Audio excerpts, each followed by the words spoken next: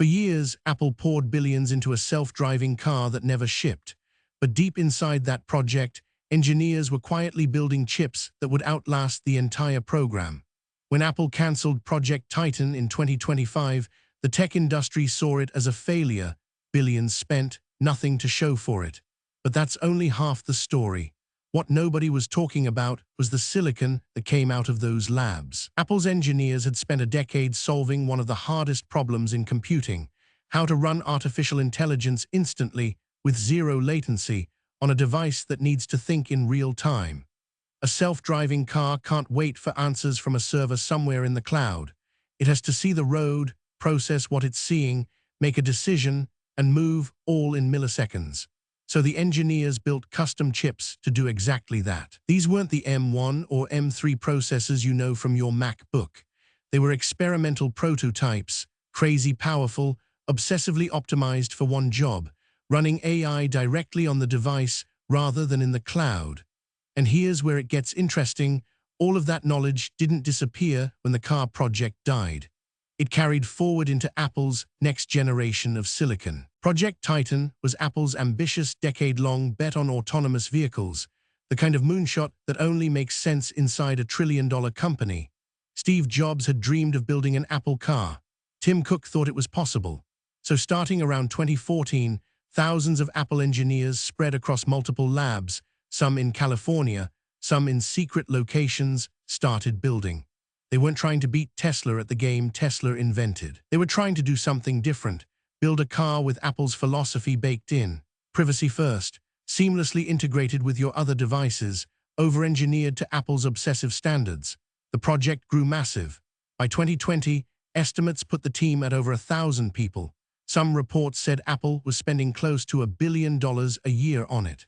The company built testing facilities, hired automotive experts from Lamborghini and Mercedes, and designed custom software stacks from scratch. But the more engineers talked to the car industry, the more the math didn't work. Building cars is brutally expensive.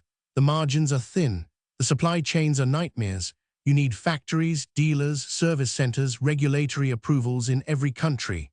Apple started to realize, even if we build the perfect autonomous car, the business model doesn't fit who we are. So by 2025, Apple made the call. Project Titan was over. And here's the thing: nobody really talked about what $6 billion and 10 years of research actually produced. The real secret sauce was this: the engineers didn't just design a car. They designed a computing platform unlike anything Apple had made before. Think about what a self-driving car actually needs to do. Its cameras are constantly capturing video from multiple angles.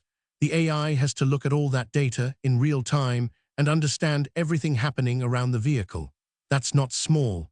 That's not something you can run in the cloud. The latency would kill you, literally. If your car has to send camera footage to a distant server, get an answer back, and act on it, you're already in the ditch. So the engineers built a system where all the intelligence runs directly on the car itself. The car's onboard AI doesn't ask permission. It doesn't wait. It just sees and acts. To make that work, they had to invent new approaches to chip design. They designed specialized neural engines, basically AI accelerators, that could process video streams 10 times faster than a traditional CPU alone. They created memory architectures that kept data moving without bottlenecks. They optimized power consumption so the car's battery could actually power all this AI without draining instantly. Every single breakthrough was painful, iterative, experimental. But here's the twist: every single breakthrough lives inside Apple's chips today. Those chips first appeared publicly in the iPhone 16 Pro models Apple released in late 2024.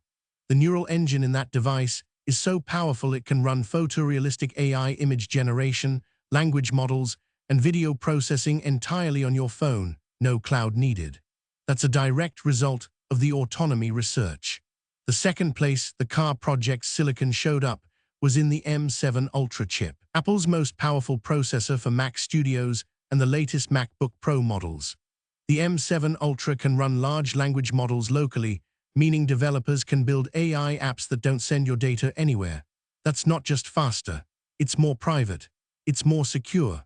Across Apple's ecosystem, You're seeing AI features that only became possible because engineers learned how to pack intelligence into silicon while keeping power consumption reasonable. Portrait mode on your iPhone that uses the neural engine.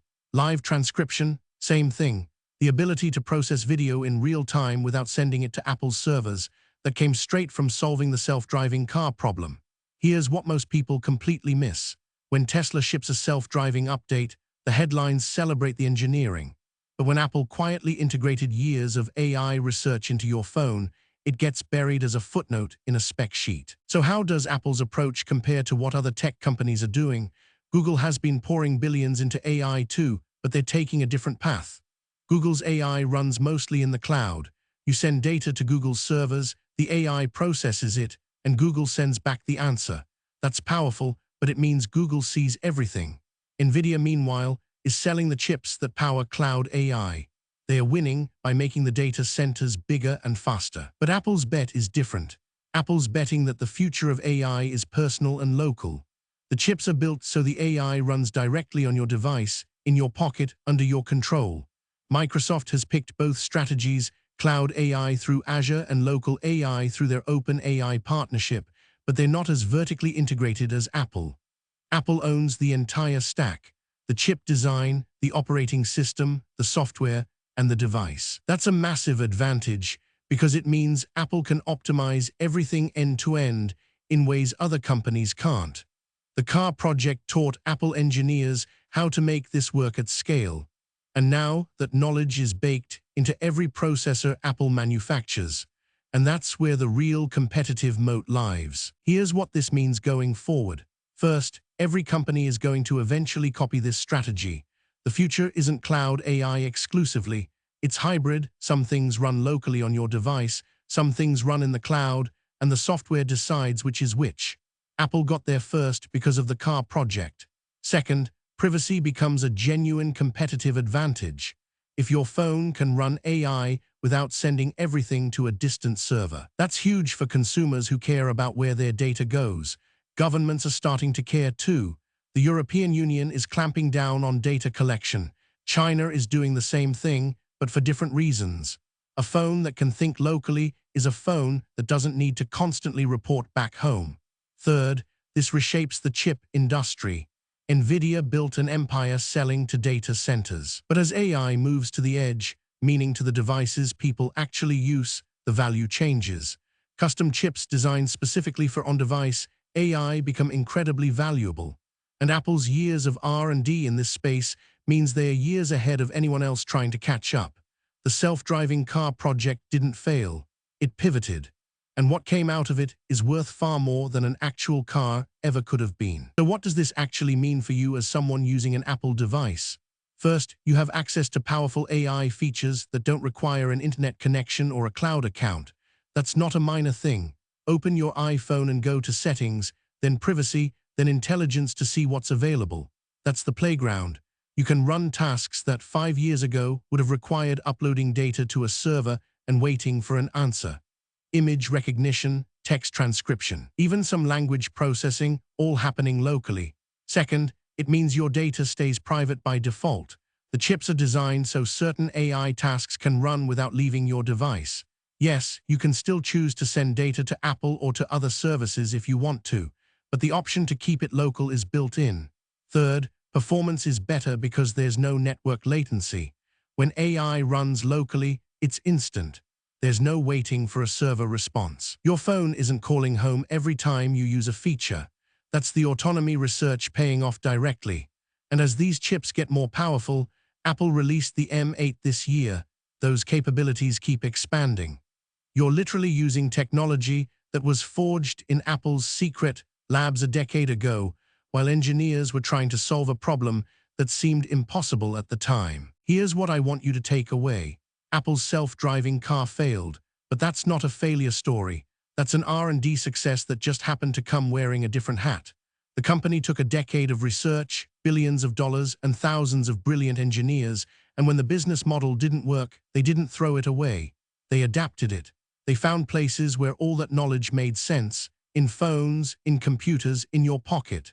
The chip designs, the optimization techniques, the AI acceleration methods, They all found new homes, and now billions of people are using technology that literally came from a secret car project. This is why companies like Apple can afford to fail big. They have the resources to redirect failure into something else. The lesson for the tech industry is clear. Fundamental research sometimes takes unexpected paths. The lesson for you is this: your next iPhone isn't just a phone. It's a piece of that decade-long car journey. It's smarter, more private, and more powerful because engineers had to solve problems nobody had ever solved before. That's the real story of Project Titan. It didn't die, it evolved, and it's still changing technology today. Follow for daily AI news.